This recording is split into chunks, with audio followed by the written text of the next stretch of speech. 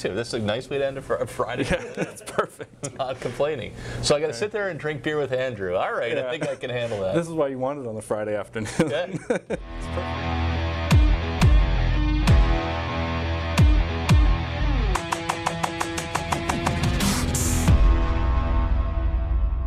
The first episode of Over a Pint. We're going to be interviewing Tim Hudak. I'm on the debut episode. Oh, you're the first guest. There go your ratings. Oh yeah, we're all just down down. here. It's only going to be conservatives on the thing.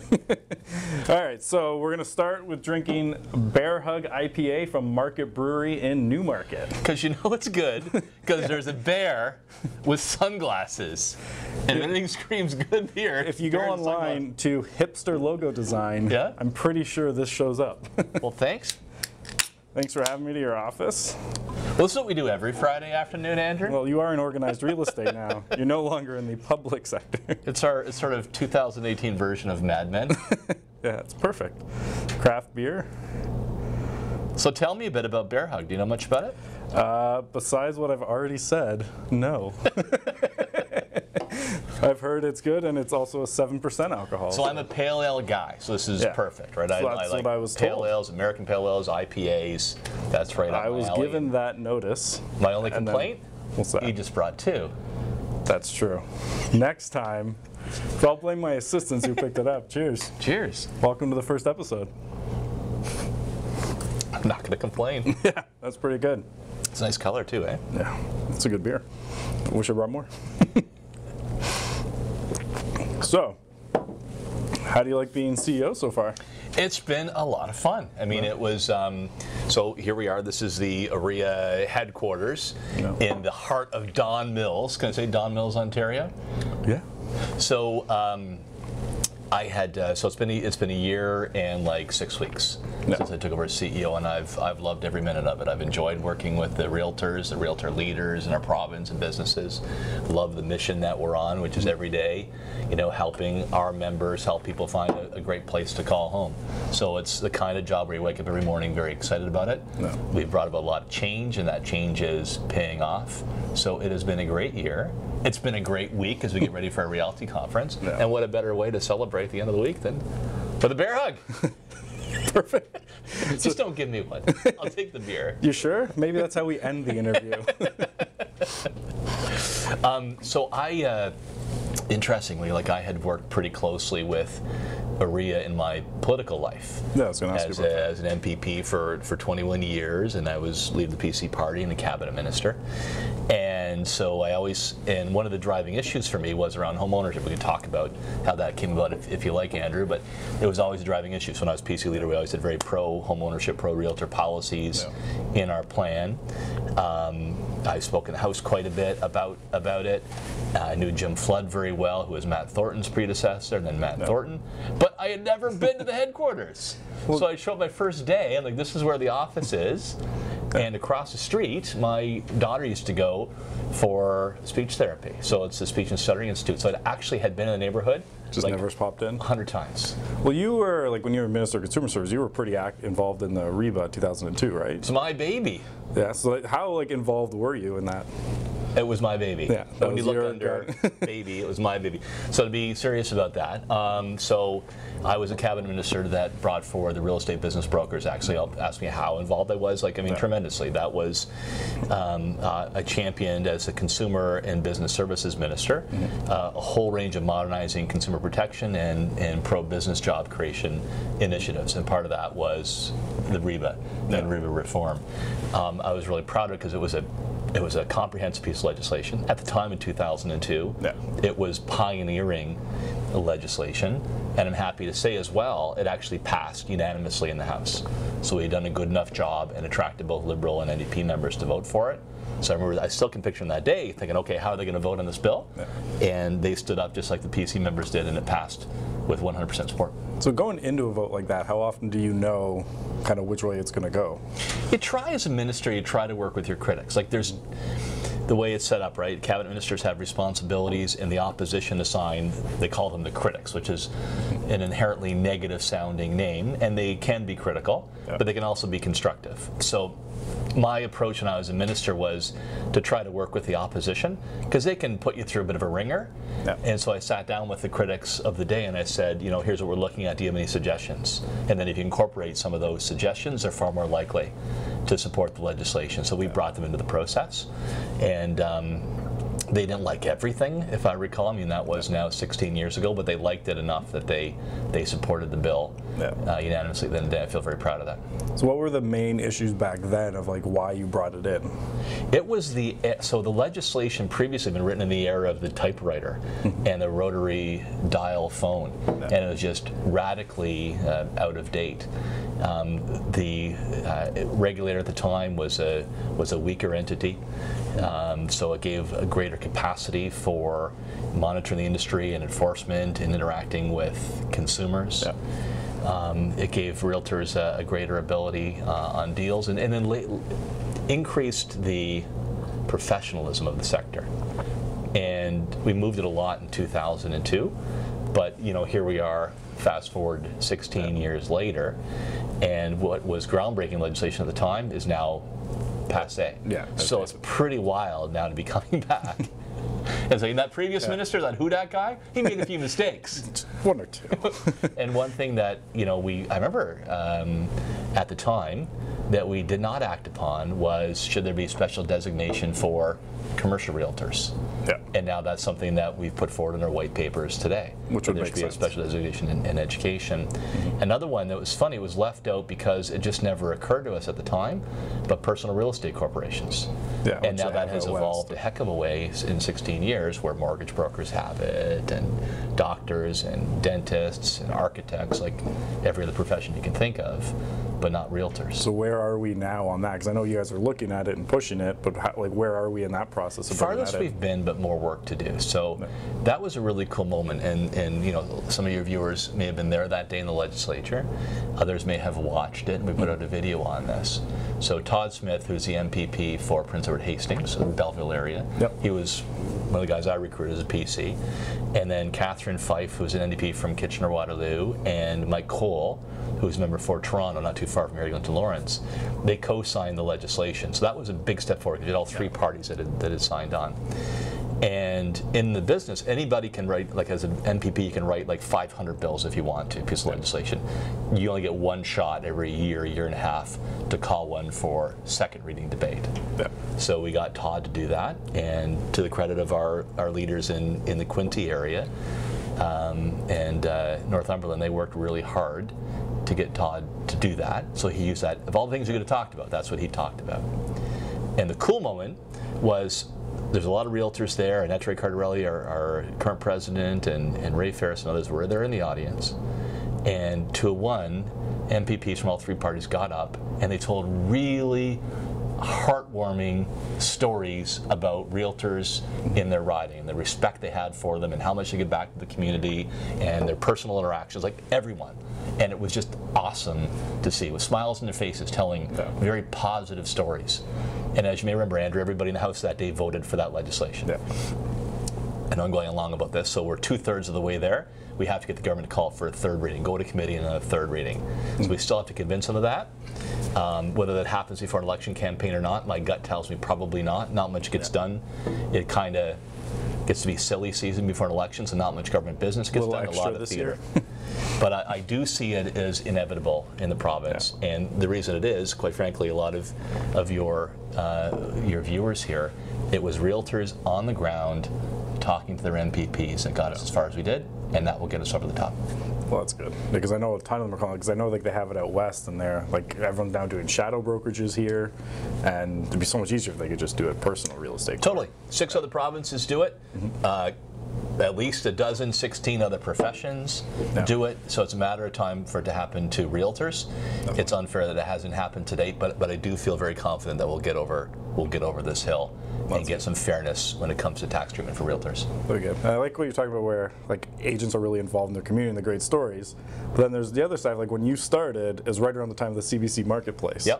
So when you first get in, big scandal involving real estate, bad. Like, what was your initial reaction when you heard that? I was mad. I was really mad because, look, I mean, the realtors like you, those that I have the honor of serving with on the board, care deeply about the profession. More importantly, Andrew, they care deeply about people they work with every day. You work hard for them, their families, for their kids. Your reputation is your goal, and if you hurt your reputation, you lose a lot. And what really impressed me, so I was mad because this marketplace story put realtors in a negative light. Yeah. It was those individuals breaking the rules, but a lot of viewers will say, they're all like that, right? Yeah. So I was mad. And then I was really impressed because realtors like you and our board and our president at the time, Ray Ferris, they were pissed off and they said, this is outrageous. These guys should be kicked out of the profession. So we took that message, we stood up in the public and said, we need much stronger enforcement. If you break somebody's sacred trust, you should lose your license, got to have higher fines. And as a result, now we've got the ball rolling to raise the level of professionalism in that REBBA legislation. And how much of that is a major focus of now when you guys are opening REBBA back up? Is that enforcement and stuff? Because like a lot of it's just slap on the wrist now. Like even I know when I was first selling, I'd be sitting at the table with a client of mine, and I'd actually have it because it was like we had a listing that was expiring soon, and I actually had another agent. He'd show up on the call display, calling them to try and recruit their listing, and they knew that nothing was happened to them. Like for them, it was just cost of doing business if they got fined. So is that what the goal is to get away from that fine? That's just the cost of doing business. Totally. So. Look, I mean, we talked about 2002. So in 2002, when I was the minister, we increased fines in 2002. Big step forward. Problem is, it stayed in 2002. Yeah. And you Market's could gone buy, up a bit. you know, for what you could buy a mansion in 2002, you get a friggin' shack these days, right? So the fines have to come up to keep track of that. Yeah. One of the things we put forward in our white papers too is if somebody breaks that sacred trust they have with a man, a woman, a family, that there should be an ability to suspend or remove licenses altogether, people who break the rules. There's a story that broke this past week in British Columbia where a realtor had a listing. I forget the exact value, but it was an expensive property, say $2 million in Vancouver. And she sold it for under $2 million. And you know who she sold it to? Her daughter. Yeah. And pocketed, I think the commission was $200,000 or something like that. Double-ended. Yeah, exactly. And ripped off the client. And you know what the consequence was? A $5,000 fine. And not right? even the loss of commission. Precisely. What an agent makes in commission in Toronto, completely different than say Belleville. Like there they might make on average 5,000, here they make 20, 25. So a $5,000 fine to that agent in Belleville is huge. 5,000 here, yeah, it's a lot of money, but if you're making 25. So is there going to be any type of consideration for that for those agents outside of the big markets? Yeah, I mean, we got some work to do. We put these ideas forward. We got to convince the government that we're right, but I think we're on the right track for that. And I do want to encourage everybody. It's REBBAreform.ca, 4 white papers. Have your say, because look, it took us 16 years to get the act open, so you can wait till 2034. Or you can stand up and say what you stand for today. So REBBAreform.ca. I forget exactly. I think we've had about 3,000 responses to date or more. So that's great. That's good. But you know, clearly, I think it makes sense. Like if you're in Kapuskasing compared to downtown Toronto, the commission levels of values are lower, so fines should be like that. One idea that we put forward that fits this BC case very well is the concept of disgorgement. Disgorgement is a fancy word to say you should not benefit from unethical behavior. Yeah. So instead of a fine of $5,000, you would lose the entire $200,000. Yeah, so $200,000 and then the $5,000 on top of that? It's like that route, or just lose the commission entirely? You know what? I think it actually works where you could get both. It's up to the regulator to decide the appropriate punishment. But honest to God, you wonder why somebody like that still has their license in the first place. Yeah, like I find like first offense, like suspend a week, something like that, a month, because that'll do enough. But then like especially the repeat offenders, because everyone, like especially you go out in the industry and talk to agents, they know who those people are.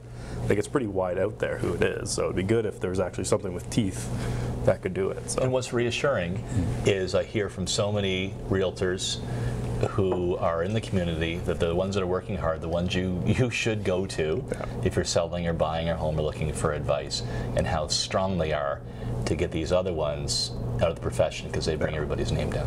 And it is a profession. Yeah, and it's great because there's so many good agents out there doing a lot of great things, even just like charity, like in John Ross Parks in Belleville, locked himself on a roof and raised like 30 grand for women's shelters. Like, did you hear about? Some of us were willing to pay him more to stay up there longer. Stay up there, don't worry about it. Now he's doing another one. He's doing a cruise. He's organizing a cruise in the Caribbean in January. Right. And What, to stay on the cruise? basically, yeah, he's not allowed off the boat. Right. He's going to say, but no, we're all going to go there. He's got a few speakers lined up. And basically go and mastermind and learn on a cruise in the Caribbean, because who wants to be here in January? It's perfect. I might go along with that. Yeah. And will you be doing your craft beer broadcast at that point in time? Right. I don't know how much craft beer they'll have available on the cruise, but whatever they have, I think we can make do. So, reality's coming up, and I've noticed like you guys have been running the ads for them. There's a lot of comments on it, and a lot of them are obviously about Zillow. So obviously some agents pro Zillow, not a lot. Some who are neutral don't really care, but then there's also that large kind of group that are anti-Zillow. So how are you finding the response of you guys in bringing, like, I don't know exactly, invite's the right word, but Zillow's coming and talking. How have you guys seen the response from the membership so far? Yeah, well, let me reset that in terms of, so we've launched the reality conference, and if folks want to go, I really encourage you, because OREA has never run a conference of this type in two senses. Number one, boldly, in an unvarnished, candid way, taking on the biggest issues that confront Canadian real estate. You know, no holds barred. We're not putting our head in the sand. Let's take those issues on. Secondly, we're going to have well over 700 people attending the conference. I think we're going to sell it out. Early bird ends Sunday at midnight. No, Sunday at midnight. So previously OREA conferences maybe 225 people. So we've shot through the roof.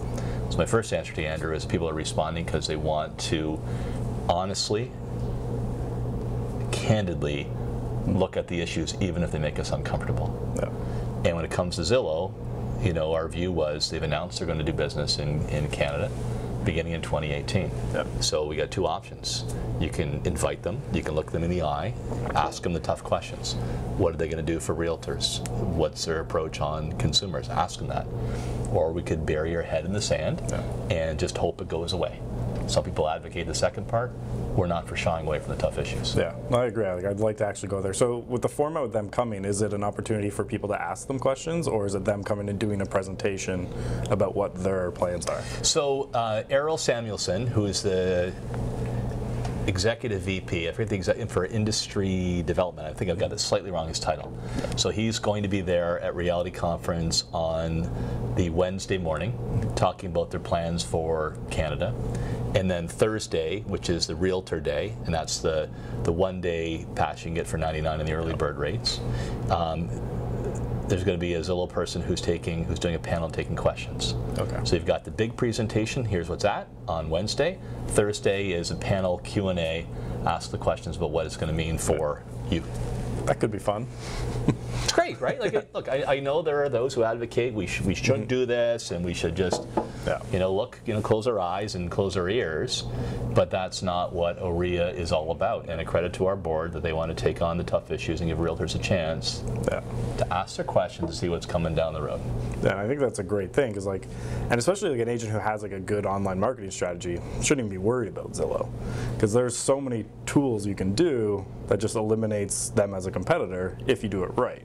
But you can also just spend a lot of money and use them too. Like, I've talked to a lot of agents in the States, and we work with some who they work Zillow really well. So I think it's not a bad thing that they're coming.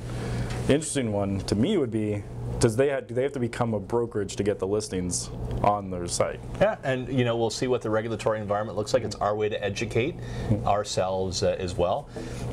Look, I mean, technology can be the greatest attribute for improving your customer service and giving you more time to run your business, interact with people. Technology can unlock a lot of things to help you do better for your customers. Technology gives consumers more abilities. Technology can also be a threat. So our view with OREA and under a new strategic plan is, let's present that to realtors, and then you guys make the call on what you want to do with it. And I also heard you guys are bringing an expert in blockchain. So Mike, so from the OREA perspective, what are you guys looking ahead to from the blockchain perspective and how it's going to affect real estate? I don't know. Blockchain. So everybody's talking about blockchain, right? So I've got to buy some blockchain. Do I have to be immunized against blockchain? Everybody talks about it. Yeah. What is it? So that was my little routine. So for blockchain, again, our view is blockchain going to be NAR mid-year conference. watching a blockchain presentation. I don't know what this is, but the room was packed, so it must be important. And 3 of the presenters were Canadian. So I said, look, if we got some knowledge, let's get them to our conference and answer those questions for realtors. But imagine if we can get to a point, like Debbie and I bought a house in Toronto, and our realtor did an awesome job for us. I'm really happy with the place. We paid less than I would have, and we sold our house for more than I expected. Awesome. But the pain in the ass was the back and forth, you know, signing and all the conditions back and forth. Imagine if we can get to an electronic version of that, and a blockchain is a way to unlock that convenience to help you do a better job, and me as a consumer eliminate that pain factor. God bless. That'd be great. Because like I know, like, well, when you did it, for example, did you use electronic signatures, or was it all paper? It should have been. DocuSign, No, probably one of those. it was a few blocks away, but the notion of going back and forth, and all the initials and who signed what last and all that. So the answer to your question is no, we didn't. But blockchain, is that a game changer or is it a fad? Yeah. And again, our job is produce the experts and allow our members to judge for themselves. Is it going to be of use to me or not? And that's what you get from a reality conference. That's right, I'm excited for it. So if you haven't registered yet, sign up for the reality conference. So off of the reality one for a second. So one of the things we talked about in like No Wheelhouse, which you remember the group, so our Facebook group, a lot of agents are getting into video. Yes. And some are not comfortable on camera, some are. And a handsome fellow like yourself, Andrew, you kill it on video. I'm almost never on it though. So here's actually an interesting one, because I thought you have a specific experience, because I was watching an interview with you on the CBC. Yes. And he was specifically saying, like, when you were the leader and they were looking at your camera, like, who you are in person versus who you get on camera sometimes, it's very different. Like he was saying, like, when we meet you in person, it seems much different than who you are on camera. Yeah. Now you seem more comfortable on camera, which is a challenge a lot of agents are having. So from your experience, what advice can you give to an agent who is worried about being comfortable on camera, since video can be such a big thing for their business? I didn't expect that question. Practice. As in everything in life, practice. You get better at everything by practice. So there's no doubt. So, you know, I've been an MPP before I became leader. We do a quick calculation. I had for 14 years. I became PC party leader in 2009. I had been in cabinet. We talked a bit about that. So there's a certain level of challenge that you face. Yeah. But when you become leader, like you're staring at this huge range of one-eyed cyclopses, right? From here to here, all staring at you, blank eyes, and you try to relate to them as human beings, but they're cameras, and it's weird. The other challenge in politics, quite frankly, is the media often see their job as to throw you off your message. They have to ask the tough questions. That's good, that's important. But sometimes they say they don't want to talk about what you want to talk about, they want to talk about what really the gossipy thing is. So then you've got this bank of cyclopses, and then you've got people behind it shouting questions at you. It's weird. You get better at it by simply practice. Yeah. And people get that, right? The more you can be yourself, you can be genuine, like a conversation across a kitchen table or on a back patio. Imagine that in your head, or over a beer. The more authentic you'll be. Practice, be yourself. That's great. So yeah, that's one, like, I've seen so many. There's actually a great video in our group right now, one with some bloopers in it. So I always like seeing how people are trying. I don't know if you saw that one, but it was. I didn't actually. I'm not going to repeat it because it's not. The language wasn't great, but it was actually really funny to watch someone who's getting comfortable on camera. So there's a lot of great things like that we've seen. So it's good. Can I do another reality conference thing? Yeah, Can absolutely. I? Yeah. You sure? Go for it. Okay. So on the technology side, we also have Sidewalk Labs. Mm-hmm. So Sidewalk Labs, part of Alphabet, the Google family. For your GTA viewers, I mean, they're doing a massive, innovative, nothing else like it in Canada, development along the Toronto waterfront. They have not been on any stage like this yet. So we're giving a sneak preview of what that's going to look like. And that's on the Realtor Day on Thursday, March the 1st. So that's going to be exciting.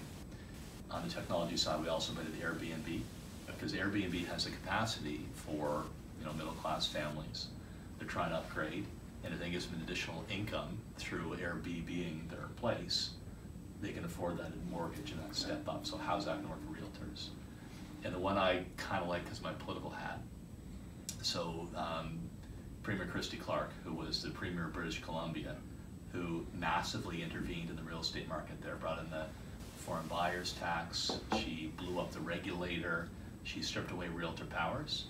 She's coming to talk about basically how not to be your own worst enemy. So advice for us, how perhaps realtors can get in there early to better control their own fate and give ideas to government instead of having the government run over them. I think that's going to be really interesting.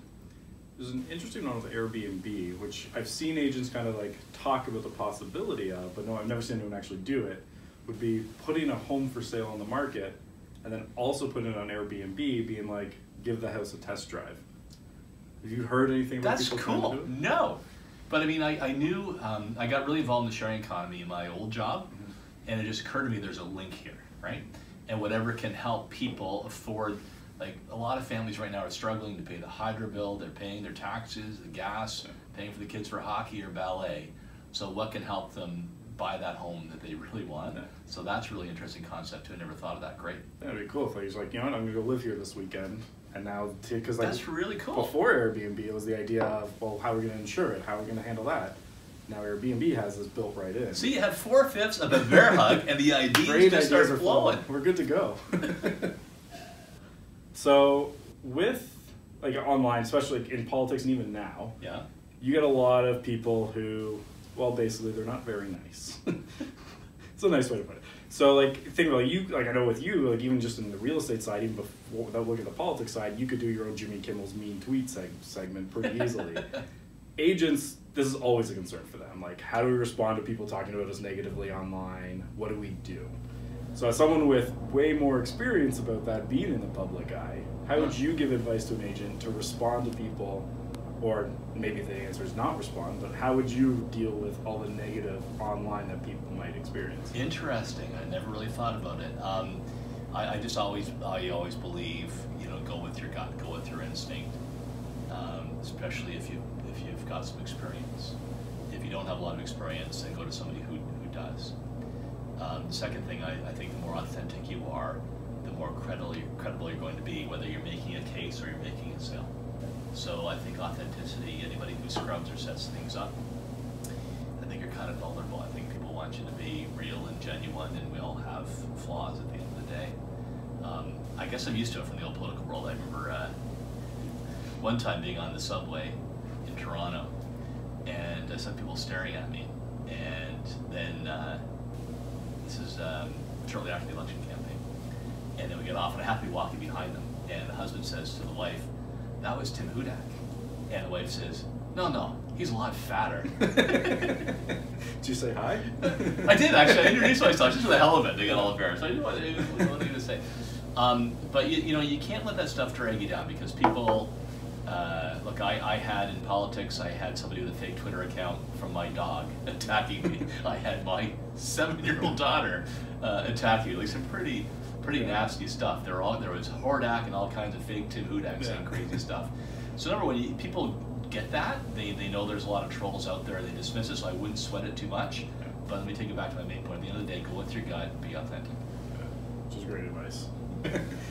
So, what are your thoughts on how the market's acting right now, especially with like the new rules that have come in, and where do you think it's going to be going the rest of the year? Look, I mean, so how do I judge this? I just try to keep track of, active realtors on the street and say, hey, what's going on? And another thing I try to do is you got to recognize that Toronto, well, the biggest market in Canada.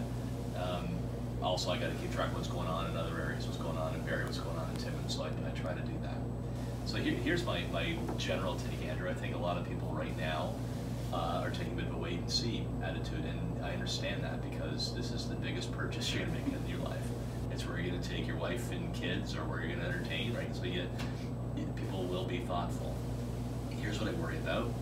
I think there's been a huge pile-on from the government trying to save us from ourselves. So we certainly had a rapid increase in prices in the Greater Golden Horseshoe up until April of 2017. And then all the levels of government said, hey, hold on, we got to intervene. And the problem was they all intervened. So you had the local municipalities with higher taxes, the Province Fair Housing Plan, and the national government brought in 2 stress tests and 3 increases now in mortgage rates. So my number one advice to government right now is pump the brakes. Like, you've done enough. If you capsize the market, the vast majority of Ontarians are going to lose value in their biggest investment in their savings in the house. So ease off on any more interventions. We've also set our targets on two things. Number one, convincing the government and province, and Kathleen Lynn, even though we used to debate in the legislature, I'll say it, it's been very good. She's given me lots of time to talk about, you know, our issues and our advice, and we want to see more supply in the marketplace. More options, more choices, greater supply. And to their credit, they've listened to a lot of Ontario Realtors' advice. They've announced those policies, now we're going to make sure they walk the talk. The second thing is the national government's got to back off of this stress test. Like, we're talking about the most careful savers. These are people who can put down 20% plus tomorrow. These are people who have strong histories of paying down their mortgages. Approximately 2/3 of people take out a fixed rate mortgage. So you pay more today to hedge against future increases. People are already doing that. Why in the world do you want to punish them for good behavior, make them pay 2 points beyond that is beyond me. I hope we'll see other provinces in Korea start putting pressure on the government to do that.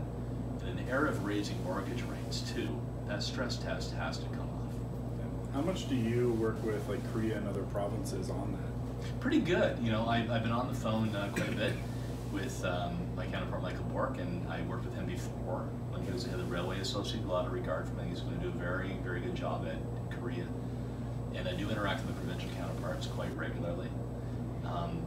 I do want to say I think that the team we have here at REBBA is helping lead the way on these discussions, and I just worry when it comes to the stress test. Like, I think sometimes I've discovered this, I think it's a bit of an old school way in real estate, is say only the federal guys can talk about federal issues, only provincial guys here, and only the municipal guys here. That's nonsense. The more voices you have, the more weight pulling in a particular direction, the more powerful you can be. So let me tell you a quick story about the stress test. So, you know, you may have a family like this yourself. My grandparents came and they settled in Toronto from what was then Czechoslovakia. And they bought a house because, number one, they believed it was a smart investment. They're going to raise their family. They came from a place where property rights were not respected. So they bought a house. And my grandpa works some pretty tough jobs, 2 jobs to help pay down the mortgage. They rented out the upstairs of the apartment to strangers so they could get more money coming in because they wanted that home. And they raised their family, and then they owned the home. Today, my grandparents would not qualify because of the stress test. And there's going to be a lot of Canadians, millennials or new Canadians, who are going to get hit by the stress test as sort of the shrapnel on the side. That's wrong. Do you think that'll have a large effect on like bringing prices down though?